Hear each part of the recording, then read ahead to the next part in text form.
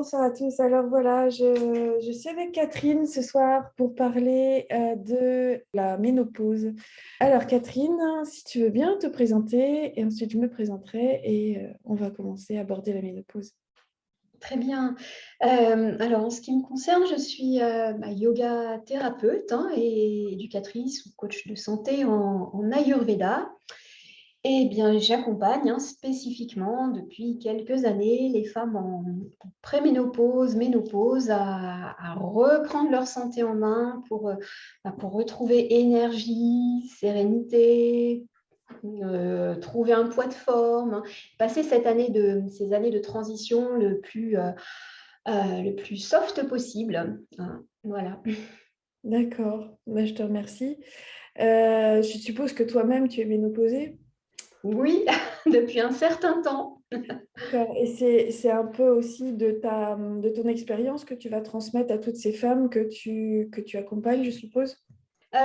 Oui, effectivement, bon, j'ai traversé cette période-là sans trop de soucis. J'ai plutôt eu des déséquilibres hormonaux avant la ménopause, et le fait de me tourner vers l'Ayurveda, ça m'a permis de régler pas mal de petites choses. Et ainsi, j'ai pu avoir une ménopause beaucoup plus calme et sereine que d'autres personnes, en fait. Très bien. Alors moi, pour les personnes qui ne me connaissent pas, donc je suis donc Chantal Delanoë, thérapeute en Ayurveda depuis déjà 15 ans. Je suis infirmière aussi à la base. Et je me suis lancée dans l'Ayurveda parce que je trouvais qu'il y avait beaucoup de limites dans la prise en charge des personnes à l'hôpital et de manière générale aussi auprès du corps médical. Donc du coup, c'est à la suite d'un voyage en Inde que je me suis baignée dans l'Ayurveda et ça, c'est pour moi, ça a été une évidence. Voilà. Et depuis, ben, je continue à proposer des bilans ayurvédiques et des soins ayurvédiques dans mon cabinet à Rennes. Voilà. Et puis, je peux vous aider aussi en visio depuis ben, le confinement. J'ai essayé de peaufiner toutes ces consultations. Alors, ce soir, j'ai invité Catherine pour nous parler de la ménopause et de comment aborder la ménopause avec sérénité.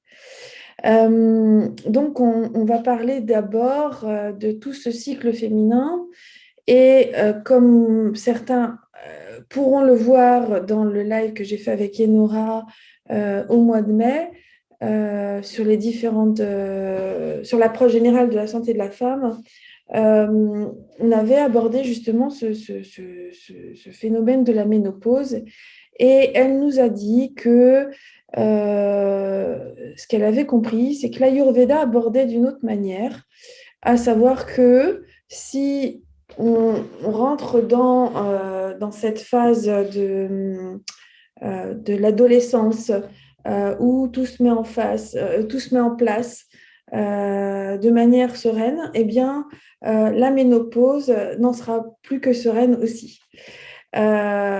Et donc, c'est comment on va justement réguler ces hormones, cette fluctuation hormonale chaotique.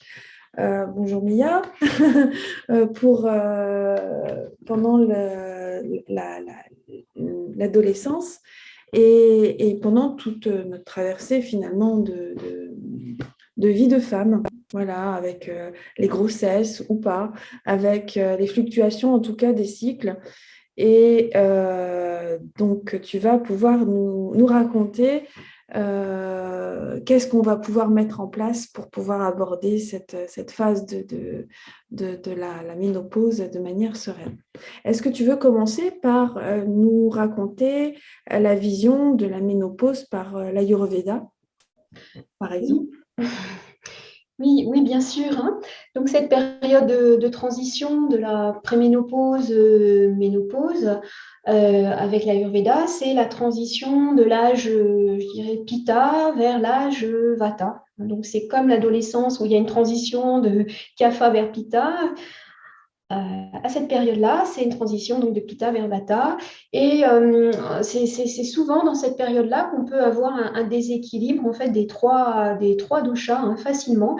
Et l'Ayurveda voit ces déséquilibres hormonaux comme simplement un déséquilibre dans le métabolisme. Donc, on ne va pas voir ça de façon... on va pas voir ça de façon médicalisée. Enfin, il y a pas de, voilà, on va pas chercher à combler une carence ou non, on va simplement chercher à rééquilibrer la physiologie de la personne en travaillant à calmer Vata, parce que ça, c'est souvent c'est Vata qui gère le système nerveux, qui va être un peu le chef d'orchestre de toutes nos hormones, que ce soit les hormones sexuelles, mais aussi les hormones thyroïdiennes, les hormones de stress.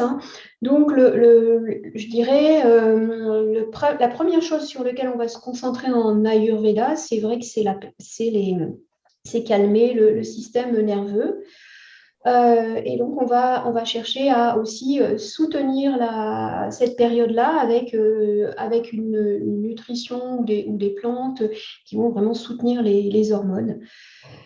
Et alors, ce qui est un petit peu nouveau par rapport je dirais, aux années, il y a une centaine d'années, ou il y a, oui, à peu près un siècle, c'est qu'on n'avait pas toute cette pollution et tous ces perturbateurs endocriniens dans l'environnement, et qui fait que, en plus du déséquilibre entre progestérone et œstrogène que l'on a en phase de préménopause, on a en plus un autre déséquilibre qui se greffe, qui vient des xéno-hormones, des xéno-oestrogènes qu'on trouve partout dans notre environnement.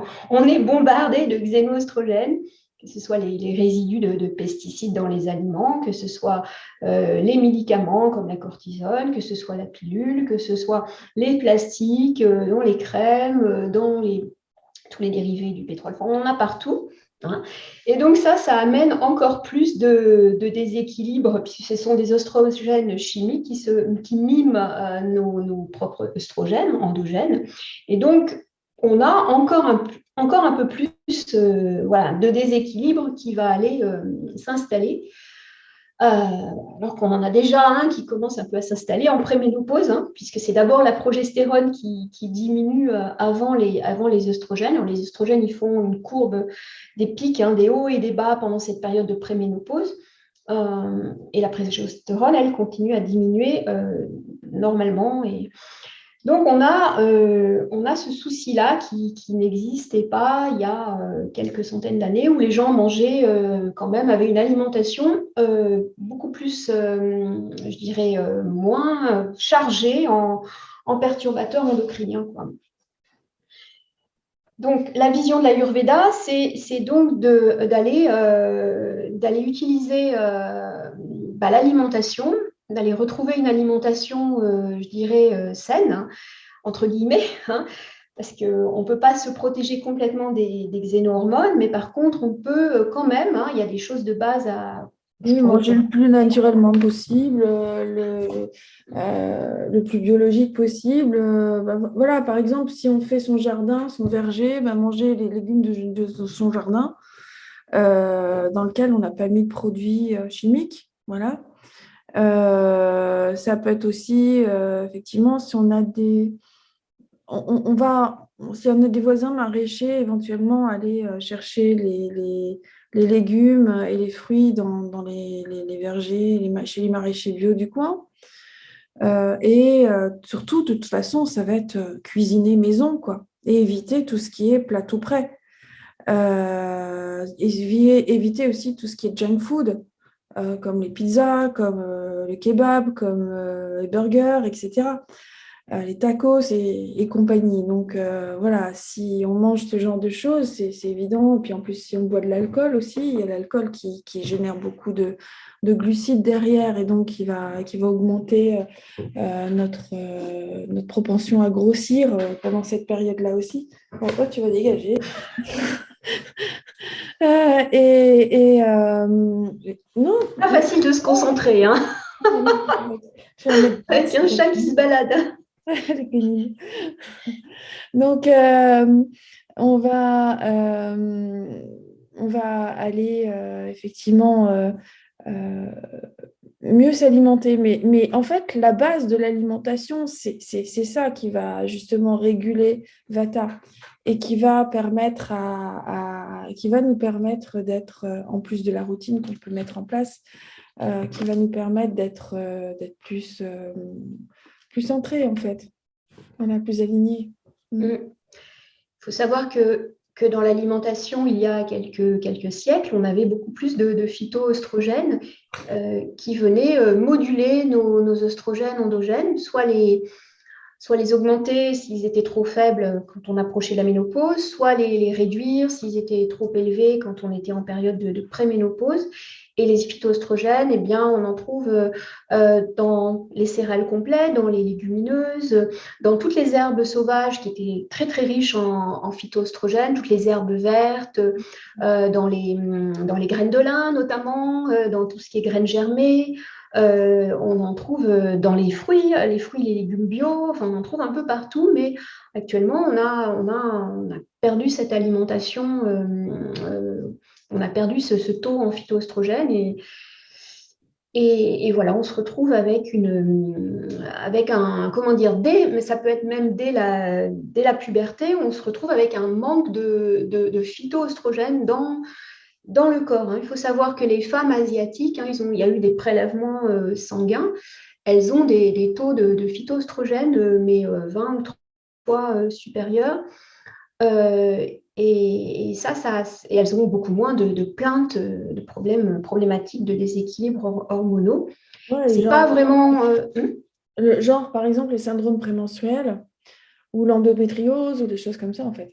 Ouais, ou le syndrome des ovaires polykystiques, tous ces genres de pathologies où on se retrouve avec une dominance en oestrogène, c'est-à-dire rétention d'eau, c'est-à-dire problème de fibrome, problème de prise de poids, enfin tous les problèmes de troubles de l'humeur. On a une catégorie de symptômes bien identifiés quand on est en dominance en oestrogène. Et il y a vraiment des choses à faire pour détoxiner les oestrogènes, je dirais, usagés, en aidant le foie avec des molécules qui sont vraiment spécifiques qu'on peut utiliser. Voilà. Donc ça, c'était l'alimentation. Donc là, il y a vraiment des choses à faire au niveau de l'alimentation. Prendre beaucoup d'antioxydants, il y a beaucoup de choses à faire. Et puis après, il y a évidemment le mode de vie. Donc là, le mode de vie, c'est vraiment calmer, ralentir, se détendre, prendre du temps Avoir pour une soi. régularité aussi dans l'heure du coucher, l'heure du lever, au niveau des heures des repas aussi, ne manger que quand on a faim. À la limite, si on a un peu trop de poids, on peut aussi, tout à fait, et ça marche plutôt bien, faire par exemple le jeûne intermittent. En ne mangeant pas le matin, par exemple, en mangeant le soir tôt et puis en ne mangeant que le lendemain à midi. Ça marche plutôt bien pour réguler les hormones et le poids et donc le taux de sucre dans l'organisme, etc. Et effectivement, manger le moins de sucre possible. Alors, savoir qu'il y a quand même pas mal de sucre caché, comme dans les féculents, par exemple. Ou dans les pâtes de tarte, enfin dans tout ce qui est farine de blé en tout cas, ou maïs, ou même riz, il y a effectivement des glucides.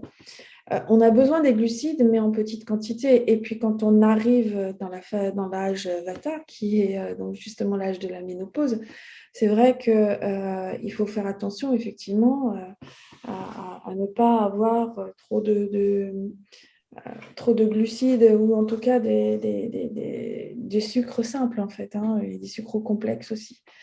Donc dans l'idéal, effectivement, dans l'alimentation, on va retrouver tout ce qui est céréales et légumineuses, sachant que les légumineuses, vu que ça va être un peu plus difficile à les digérer, il va falloir quand même les faire déjà tremper la veille avant de les faire le lendemain. Et puis ensuite associer à des épices digestives pour pouvoir... puis il y a la quantité aussi qu'on va mesurer en fonction de chacun, quoi. Voilà. Mais l'idéal, c'est effectivement pour avoir suffisamment d'énergie dans la journée, c'est de manger des céréales complètes. plutôt que des céréales blanches, voilà, qui n'ont que l'amidon en fait dedans, et Oui, donc des glucides. surtout que dans les céréales complètes, il y a des phytoestrogènes, alors qu'il n'y en a pas dans les C'est ça, céréales blanches. c'est ça. J'avais aussi une chose importante à préciser aussi par rapport à l'alimentation, que c'est vraiment important d'avoir une alimentation avec beaucoup de légumes, de légumes verts, même des crucifères. Il y a de façon à inhiber en fait une enzyme, hein, qui se trouve dans les cellules graisseuses et qui s'appelle l'aromatase. Et cette enzyme, elle va aller, je dirais, transformer la progestérone en oestrogène et même la DHEA en oestrogène. Donc, si on a tendance un petit peu à prendre du poids en mangeant des céréales, du sucre blanc, des céréales, eh bien, on va rentrer dans une sorte de cercle vicieux où on va continuer à produire encore plus d'œstrogène, entre guillemets, mauvais œstrogène, Mm. et on rentre dans un cercle vicieux. Donc, il faut vraiment faire l'alimentation est vraiment cruciale. Mm. Et si on n'arrive pas à mettre en place une alimentation suffisamment équilibrée en suivant ces recommandations, eh bien, on pourra toujours utiliser les plantes et les nutriments, et prendre donc des plantes en extrait en fait. Mais ça va être, pour le porte-monnaie, ça sera quand même moins sympa que Ouais. d'avoir une alimentation beaucoup plus équilibrée. Exactement. Et puis, il ne faut pas oublier aussi que l'absorption de toutes ces plantes et de tous ces compléments alimentaires qu'on pourra prendre ne se fera que si on a un feu digestif bien équilibré. Parce que si il est affaibli ou si au contraire il est en excès, alors il y a une production de toxines et qui va tapisser la paroi du système digestif et empêcher justement cette absorption de tous les principes actifs des plantes. Donc, c'est pour ça que c'est important de consulter un thérapeute en Ayurveda qui va pouvoir vous guider. Déjà, dans un premier temps, peut-être vous proposer une détox alimentaire pour pouvoir nettoyer tous ces problèmes digestifs, etc. Et dans un deuxième temps, vous aider à prendre les aliments qui vous conviennent. Voilà, pour vous, euh, parce que l'alimentation doit être de toute façon, enfin en Ayurveda, on adapte.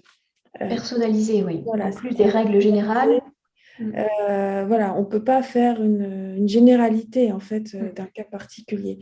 En fait, dans l'Ayurveda, on ne traite pas les symptômes. On ne commence pas par les symptômes et puis ensuite on va lui poser un diagnostic. On pose un diagnostic par justement la cause qu'on va trouver dans le pouls. Voilà, la cause du déséquilibre qu'on va trouver dans le pouls. Et on va trouver dans le pouls plein de choses, hein. On va trouver le déséquilibre, l'état de déséquilibre, on va trouver la constitution de la personne, on va trouver aussi quel datou, donc quel tissu, quel organe va être endommagé. On va trouver aussi s'il y a un déséquilibre ou un endommagement aussi au niveau des canaux, qu'on appelle les shrotas.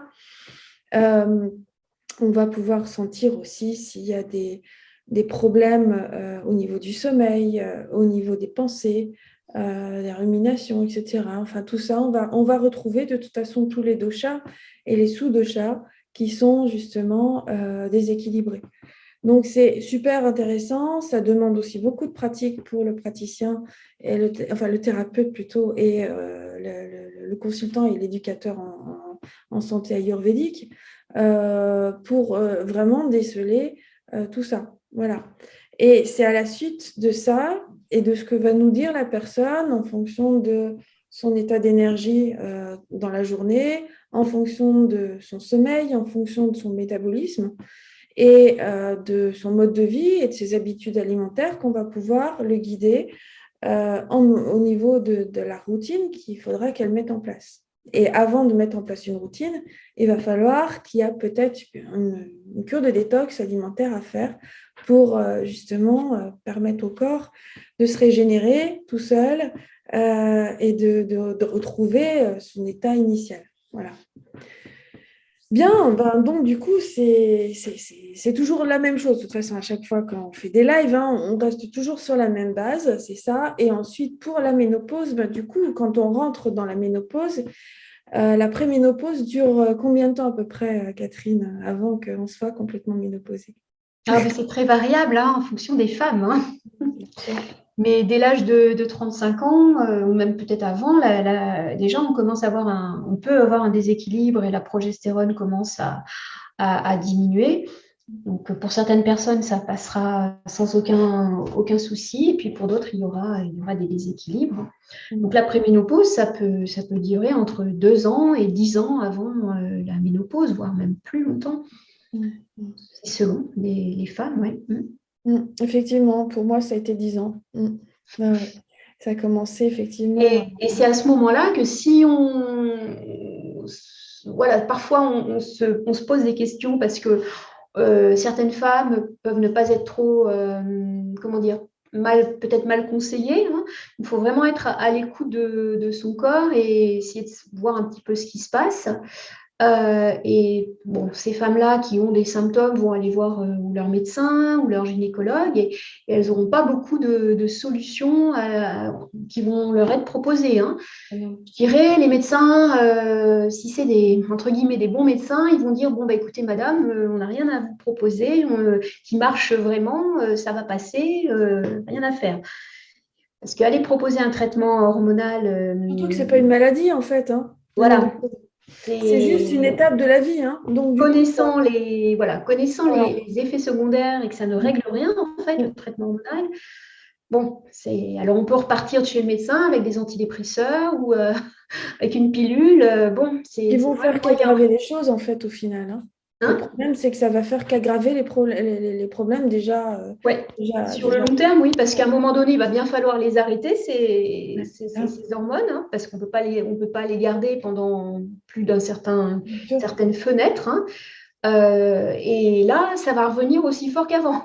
C'est le Juste, on problème. sera vraiment arrêté pour mieux sauter. Mm, mm. Par exemple, on pense à l'ostéoporose. Eh bien, si on a pris un traitement hormonal pour l'ostéoporose, eh bien, dès qu'on arrête, eh bien, on revient à la case départ, quoi. Et donc, en fait, Oui. alors qu'il y a tellement de possibilités de traiter ça naturellement avec des plantes reminéralisantes, avec un mode de vie, je dirais, alcalinisant. Enfin, il y a tellement de solutions. Avec le Or, yoga aussi, hein. Le yoga, ça marche bien, hein. Moi, je sais que depuis que j'ai mis en place ma routine matinale en faisant mon yoga et mon pranayama suivi de la méditation, eh ben, en fait, déjà au niveau de manas, ça va beaucoup mieux. Au niveau de cette fluctuation au niveau émotionnel, ça va beaucoup mieux. Je suis plus en état sattvique, hein, donc c'est-à-dire en état de clarté, d'esprit, de conscience, etc. Lumineuse, voilà, que si par exemple je loupe 2 ou 3 jours, hop, je repars, ça repart comme en 14 en fait, hein. C'est impressionnant, hein. Mais ce qui est bien, c'est ça qui est bien aussi, c'est que ce côté-là, c'est qu'à partir du moment où on a commencé à mettre en place une routine, notre corps, il est magique en fait, hein. Il s'adapte très vite et il nous remercie quelque part presque. Et dès qu'on revient, on repart dans d'anciennes habitudes, que ce soit alimentaires ou, par exemple, ben, on n'a pas trop voilà, la motivation de continuer, etc., comme je peux avoir de temps en temps, ou alors juste parce qu'on n'a pas pu, parce que voilà, c'est comme ça. Eh bien, allez, notre corps, il nous sonne un petit peu les cloches en disant, eh oh, c'est bon, là, tu avais bien commencé, il faut continuer, parce que là, tu ne vas pas t'arrêter en bon chemin. Moi, sinon, je vais te faire mal, quoi. En gros, c'est un peu ça. Je vais te tirer la sonnette d'alarme en disant, non, il faut que tu t'occupes de moi, quoi. Voilà. Et c'est vrai que comme on est dans une société où tout va vite, et que comme tout va vite, ben, on a l'habitude aussi d'être servi sur un plateau. Dès qu'on a un petit bobo, un petit truc, etc., tout de suite, on va aussi un petit peu s'inquiéter et puis aller au plus vite.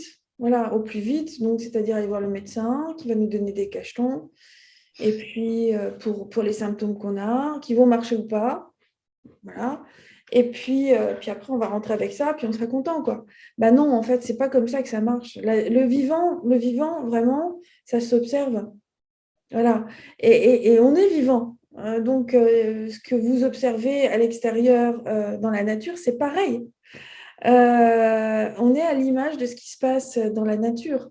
Cet état de ménopause, c'est, je dirais, l'entrée dans l'automne. Voilà, dans l'automne de l'âge. Voilà.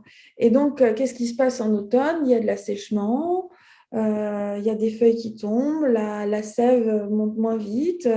Au niveau digestif, c'est différent. Il y a plus autant il y a un petit dérèglement aussi au niveau du digestif.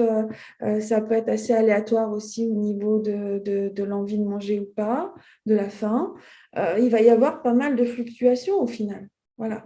Donc, comment, justement, dans cet âge de ménopause où on rentre dans l'âge d'or, comme on dit en Ayurveda, hein, puisque les enfants sont partis, il y a beaucoup moins de charge mentale, puisque enfin, ben, on va pouvoir rentrer à la retraite et donc faire ce qu'on veut, ce qu'on aime. Et que ben, on va aussi avoir, si tout se passe bien, une sexualité aussi épanouie sans avoir peur de tomber enceinte. Donc ça, c'est génial aussi. Donc voilà, tout ça, c'est vraiment important de rentrer là-dedans, de se dire que la vieillesse, c'est vraiment une entrée dans la sagesse, puisqu'on a déjà l'expérience des années passées au niveau de la vie. Donc, c'est important de bien garder ça en tête et de se dire que finalement, c'est du pain béni, qu'on va pouvoir enfin manger, on va pouvoir enfin se reposer et faire ce qu'on aime et s'épanouir pleinement en tant que femme. Euh, et puis, tout en mettant en place une petite routine qui nous fait du bien. Oui. Voilà. La routine est vraiment, vraiment importante pour stabiliser notre système nerveux et puis vraiment se faire du bien au quotidien. C'est ça.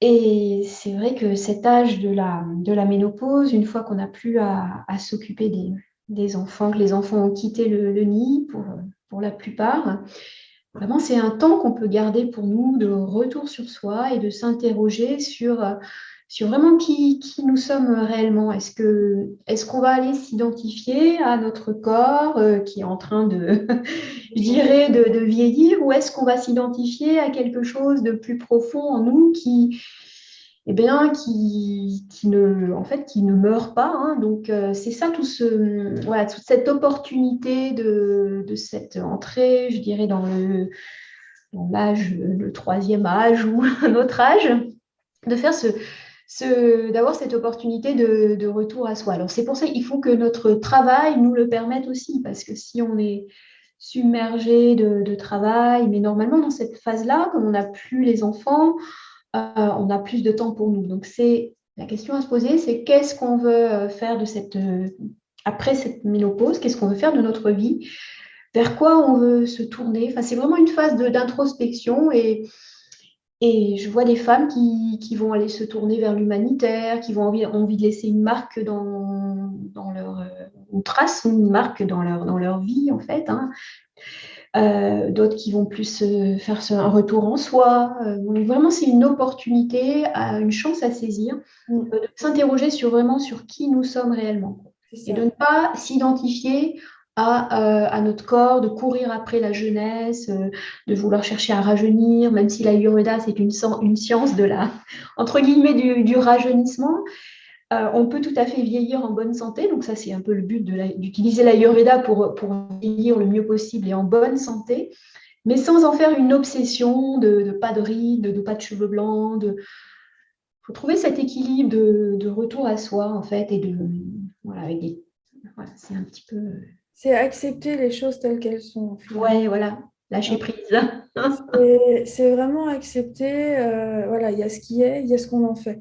Donc, si on résiste à notre évolution, ben, c'est là que les déséquilibres commencent, en fait, au final. Donc, voilà.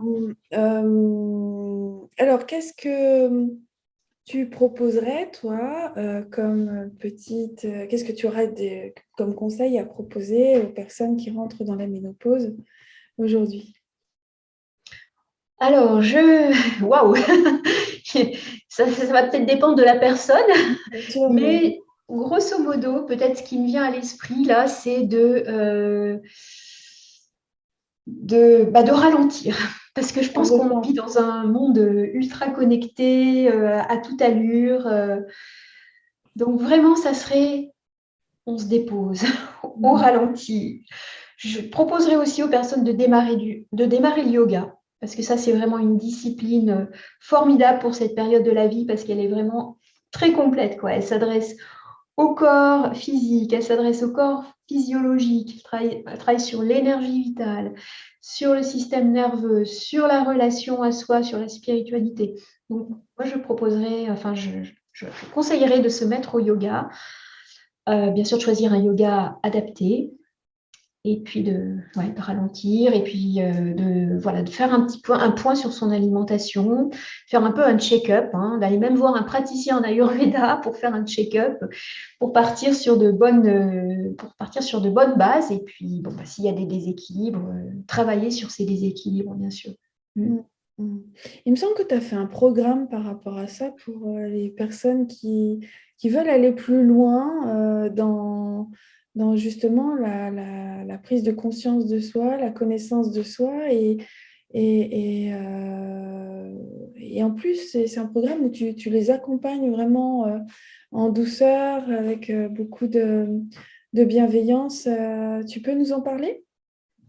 Oui, alors c'est un programme en ligne où je propose un accompagnement individuel, hein, sur 4 mois, où là, on va aller traiter un peu tous les déséquilibres liés à la ménopause. Et par contre, pour chaque personne, hein, on va commencer par un bilan et ensuite, on va progressivement, avec des séances de yoga ou yoga thérapie régulières, avec des coachings sur la nourriture, sur le mode de vie, je vais les aider à justement passer cette transition soit de la préménopause, soit de la ménopause en douceur, pour éviter d'avoir à prendre des traitements hormonaux, pour éviter d'avoir à prendre des somnifères. Donc je vais aussi les aider par rapport à des plantes qu'elles peuvent prendre, à tout un ensemble voilà, d'outils.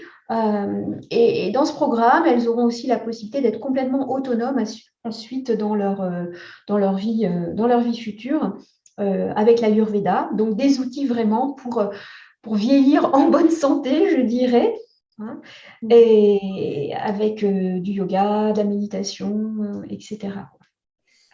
Alors, je crois aussi que tu as proposé un stage ou deux stages cet été pour justement mettre en pratique tout ce que Voilà. des petits outils là que tu proposes aussi dans ta méthode, je crois.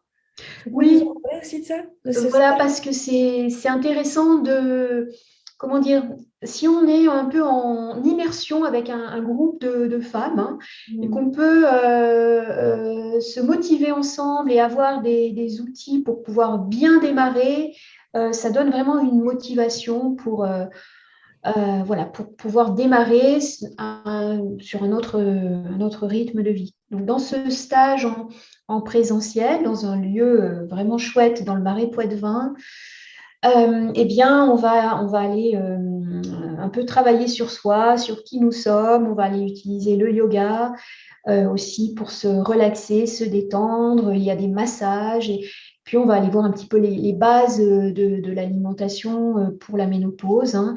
Les bases aussi des techniques respiratoires. Voilà, on va aller expérimenter ça pendant 3 jours, du 1er au 4 juillet de cette année. Oui. D'accord. Tu pourras mettre dans le lien vers ton site internet dans le chat, comme ça les gens pourront aller voir ce stage-là et Ouais. s'inscrire éventuellement. Il Sous reste la combien de vidéo places? plutôt, tu veux dire, sous la Ouais, ouais. vidéo. Il reste combien de places là pour pouvoir... Alors là, il reste encore quatre places Ah pour ouais, il faut se juillet. dépêcher alors hein, pour les Voilà, c'est personnes qui veulent ça. vraiment venir. Ok. Voilà. Ah, d'ailleurs, petit aparté, parce que moi aussi, je fais partie de ces femmes qui rentrent dans l'Ayurveda et qui ont quelques petits déséquilibres, comme par exemple les bouffées de chaleur et les sautes d'humeur. Bon, voilà, c'est comme ça, en bonne pita que je suis. Et du coup, ben, ton stage m'intéresse beaucoup, donc je pense que je vais y aller. Enfin, je ne pense pas, je vais y aller. Donc, ben, si vous voulez nous retrouver, hein, vous êtes les bienvenus. Hein. Voilà. Il y a Véronique, justement, qui parle elle demande comment combattre les sommeils perturbés, les bouffées de chaleur et autres incommodités. Parce que ces déséquilibres sont très difficiles à gérer. Alors oui, j'en sais quelque chose, mais nous, en fait, euh, au niveau de l'Ayurveda, c'est ce que je disais hein, tout à l'heure, c'est ce qu'on se disait, c'est qu'on ne traite pas les symptômes. Hein. On va plutôt aller en amont. Et donc, pour ça, il faut connaître la personne. Donc, Véronique, il va falloir que tu viennes nous voir. Enfin, en tout cas, que tu viennes voir Catherine. Euh, tu peux faire des consultations en visio, je crois. Oui, tout à fait. Oui, les consultations se font en visio. Oui. Donc, Véronique, si tu veux, tu es aussi même la bienvenue au stage. Voilà, comme ça, c'est encore mieux d'être avec nous et puis de pouvoir profiter de cette expérience qu'on va faire en groupe et pour poser les bases en fait d'une routine que tu pourras refaire ensuite chez toi. Voilà. Voilà, voilà. Et puis je donnerai aussi tous les outils et puis pas mal d'informations sur comment se rééquilibrer et comment gérer les troubles du sommeil, les bouffées de chaleur, etc.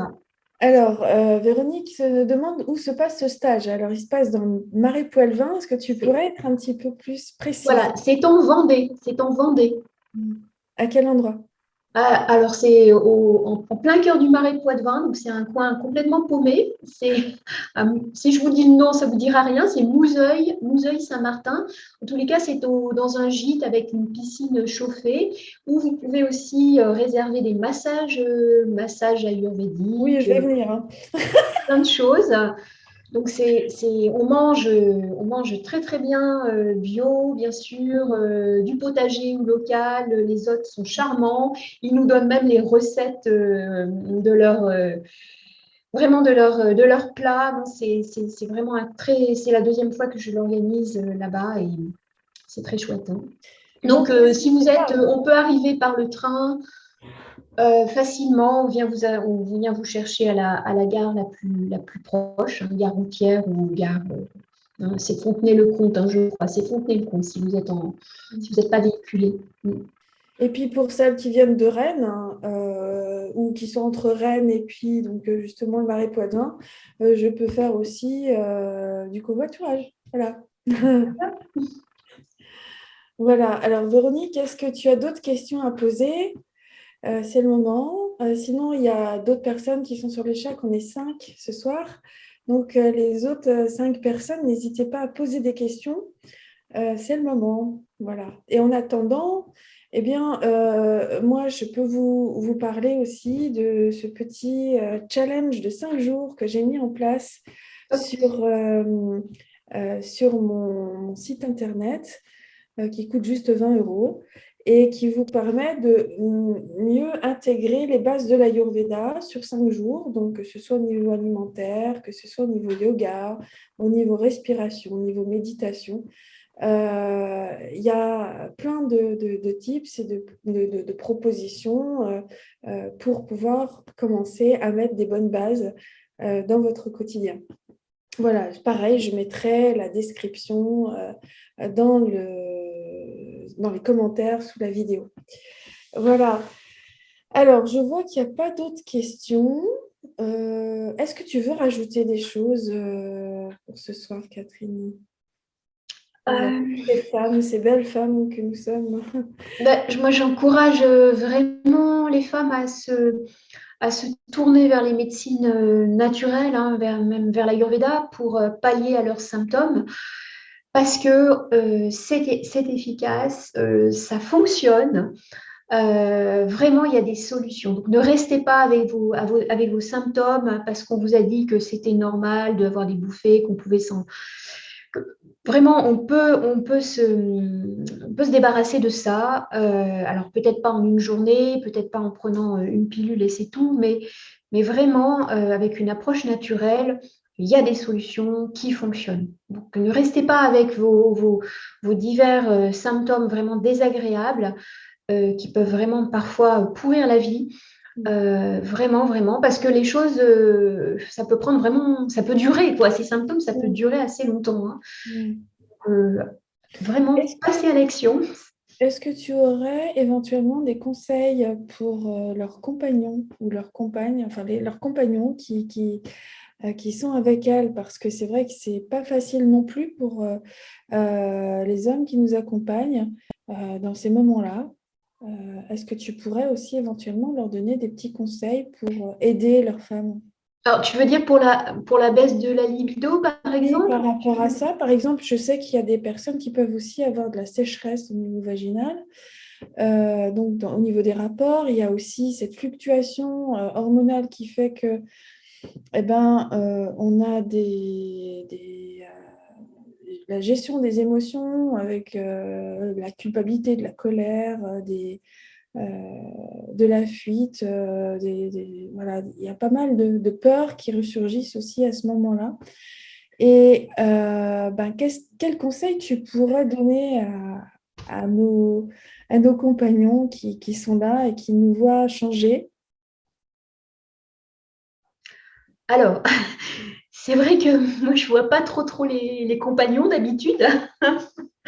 Donc peut-être que, bah, je pense que tu as peut-être ta petite idée derrière la tête, Chantal, par rapport à cette question. En fait, en tous les cas, moi, ce que je peux proposer par rapport à ce qui est sécheresse vaginale, on a on voit vraiment, on a des plantes hein, qui vont, et des huiles spécifiques hein, qui vont être utilisées par voie interne, donc comme par exemple l'onagre, la bourrache, l'argousier. On va pouvoir mettre même des petites gélules là qu'on prend par voie interne, on peut mettre ça dans le vagin. On a des mélanges lubrifiants avec de l'aloe vera, de l'huile de coco pour bien lubrifier tout ça. Enfin, voilà, on a plein de choses qui fonctionnent bien. Après c'est alors, l'autre question, c'était oui, par rapport aux émotions. Alors, effectivement, il faut faire comprendre aux compagnons que c'est un peu comme une adolescence, hein, comment dire, une période, une nouvelle adolescence. Hein, donc, il faut que le compagnon arrive à comprendre ça. Hein. Mais par contre, les femmes, ce que je peux dire aux femmes, c'est que elles peuvent tenir un journal, par exemple, hein, et noter un petit peu vraiment comment elles se sentent chaque jour. Hein. Et aussi le travail, les techniques respiratoires du yoga, la méditation, le yoga, ça aide énormément à gérer ses émotions, quoi. C'est vraiment un outil formidable hein, pour ça. Après, par rapport aux compagnons, qu'est-ce Ben, je que... pense que, en fait, moi, je pense que ce qui serait intéressant, c'est que si les compagnons sont démunis face à nous qui nous transformons, moi, je les invite à, à attiser leur curiosité et aller chercher justement les connaissances justement de ce qui se passe en nous et pour mieux nous accompagner. Donc, à poser des questions, peut-être éventuellement si votre compagne va voir un thérapeute en Ayurveda, vienne avec elle, peut-être, je ne sais pas, mais en tout cas, être là, juste en présence bienveillante auprès d'elle pour qu'elle sente qu'elle n'est pas toute seule, en fait, au final. Parce que c'est vrai que c'est difficile par moments, toutes ces émotions qui arrivent et puis qui remontent à la surface, qui sont, comment dirais-je, c'est pas simple, en fait. C'est vraiment pas simple à gérer au quotidien. Et voilà, après, oui, allez voir, allez essayer de trouver des bouquins qui parlent de la ménopause, de l'entrée dans la ménopause. Informez-vous, je dirais. Voilà, informez-vous et puis surtout parlez avec votre compagne. Essayez de discuter avec elle pour comprendre ce qui se passe pour pouvoir mieux l'accompagner, tout simplement. Voilà. Voilà ce que je peux dire. Bon, apparemment, il n'y a pas d'autres questions. J'ai vu que ça avait fait réagir pas mal de monde ce que j'ai dit. J'ai vu pas mal de petits cœurs passer, des petits sourires et tout ça, c'est rigolo. Oui, c'est clair que c'est pas évident dans le couple à certains moments, ouais, par rapport à ça. Alors, Véronique nous remercie d'avoir abordé tout ça de manière aussi naturelle. Et voilà. Oui, Véronique, on est moins seul. C'est sûr que quand on est à plusieurs, entre femmes, on est vraiment beaucoup moins seul. Donc, oui, je vais mettre le lien de Catherine dans le chat. Et comme ça, vous allez pouvoir vous y inscrire. N'oubliez pas, il y a combien de temps, il y a combien de jours avant pour vraiment s'inscrire? Il y a combien de temps là? Bah, étant donné qu'il reste plus que 4 places, parce que c'est vraiment un petit comité, vraiment inscrivez-vous très très vite, le plus vite possible, parce qu'il reste plus qu'un mois en fait, à peine un mois. Et après, moi, au niveau du gîte, je dois vraiment donner une réponse très très rapidement maintenant pour qu'ils me Dans gardent les combien de places en fait. temps? Il faut que tu donnes ta réponse d'ici combien? D'ici une semaine, 2 semaines? Ah bah le plus vite possible. Bon, ouais, on va dire 2 semaines, donc 10 jours. Ouais, même avant quoi, même Ouais, avant. donc si vous voulez vous inscrire, c'est maintenant, enfin dans la semaine qui suit là, hein. Ouais, le plus rapide Parce qu'après, possible. ben, ça va être clos. En fait, les inscriptions sont closes parce que justement, le gîte doit caler en fait ses réservations Ouais. après aussi, hein, Mm. parce qu'il y a des chambres qui sont allouées pour le stage. Et donc, du coup, voilà. Donc, inscrivez-vous rapidement, hein, c'est C'est important. ça. Voilà. Bon, bah, écoute, Catherine, si tu as d'autres choses à rajouter, c'est le moment. Sinon, ben, on va arrêter là. C'est bon pour moi. Bon, bah, je vous souhaite à tous une bonne soirée et on se retrouve mercredi prochain avec Françoise Barrios pour parler de l'alimentation en été. À mercredi prochain. Bonne soirée à tous et à toutes. Et merci beaucoup, Chantal, pour Merci cette Catherine. interview. Merci à tous. Merci. Au revoir. Au revoir.